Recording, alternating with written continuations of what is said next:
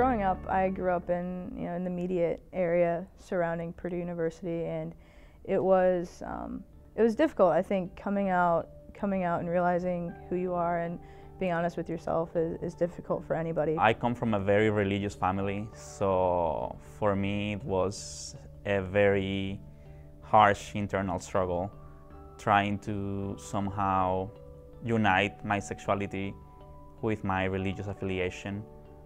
Being gay in China is a lot different than in the States because we don't have an inherent religious counter-argument towards being gay.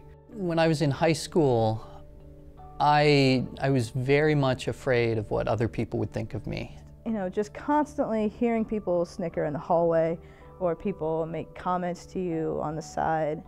Those are really hard for me to hear. I was kind of withdrawn, and I was kind of just off and on depressed throughout that time period. And I felt that I had to perform a different identity. You just feel neglected and you're at a loss as to where you should go. I wanted to hide my sexuality because of fear of what my family would think of me or what my church would do to me. I was like ridiculed for not dressing like the other girls and not sitting like the other girls and not playing the stereotypical sports or doing the stereotypical things that other girls did. Well, my family kicked me out of my house and we stopped talking for around 5 years. Okay, the initial response may not have been the best. My dad turned to me and said, "Well, how about those Boilermakers?" And I took that as my response to not push it any further. They came back very shortly afterwards with a message of love and acceptance. I had a lot of friends that actually was quite supportive, and when someone would try to just ostracize me or try to speak ill of me, they would actually stand up and protect my name for me. I think the toughest time that I had was when a few years after I had come out, I had another friend who was in the process of coming out, and he had attempted suicide. And that moment was extremely difficult for me, and I know it was extremely difficult for him. I think the hardest thing was learning that I could love and could be loved. And I didn't learn that until it was part of the coming out process for me. That changed though. After 5 years, I talked to my parents again. We got talking, calling each other on the phone. I got to spend Christmas and New Year's with them eventually, and we're back on good terms.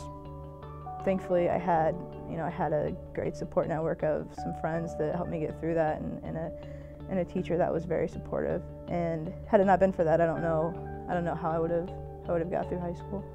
I love to find stories that were had gay stuff in them, and that was just I just love that. I don't know. And I looked really hard to find books like that, and I just lived through other media. Now being the PR chair for QSU, and I'm also a treasurer in Delta Lambda Phi, those two organizations got me through a lot of emotional crisis and a lot of self-doubt and self-denials that I have experienced when I was back in China, and it's very much something that I have to be thankful for.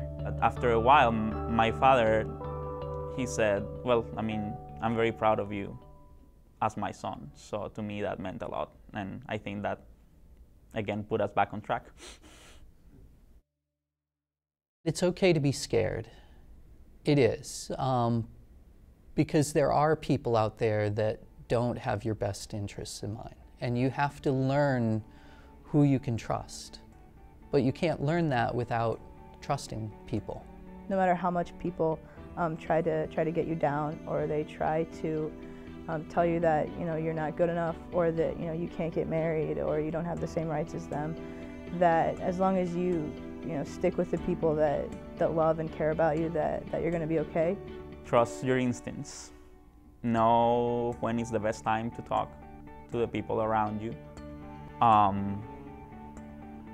Take your time to talk to your family too when you do it. Don't lose your cool.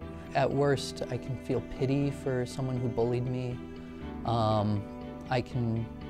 But I can feel love, and I can understand that most often that's coming from a place of hurt or fear or lack of acceptance on their own part, that they felt they had to do something like that to fit in. I don't have to say anything to them. That's awesome, because I never have to see them again, which that's all I can say. After high school, I probably will never see them again. Going through that for me was powerful, and it really showed me just how strong of a person that I actually was. They had the opposite effect on what they wanted. Always be hopeful, and whatever wax and wings that you are going through, it's gonna be past you at some point. You're gonna look back at it and in the future and say, I'm thankful for whatever that I'm going through, and will be better for it. I have so much to look forward to. I have a great partner of 14 years. We have made a life together that I probably couldn't have imagined at 15 or even 18. I was a high school teacher for a while, and I would like to go back to teaching again, either at the college level or high school level, because teaching is one of my passions and I think it's important. I am looking forward to graduating from Purdue and to go out in the world and see what the world holds, I guess. Working towards making campus better, and knowing that what we do here at Purdue University affects the larger community, because I was part of the larger community, and I know how much some of the things that we do now mean to younger people. Frankly, I wouldn't give up being gay for anything, and I love my life, and I think you can get there too. The Trevor Project provides crisis intervention And suicide prevention services. To lesbian, gay, bisexual, Transgender and questioning youth. If you have a question, if you have no one to talk to, call them. It does get better.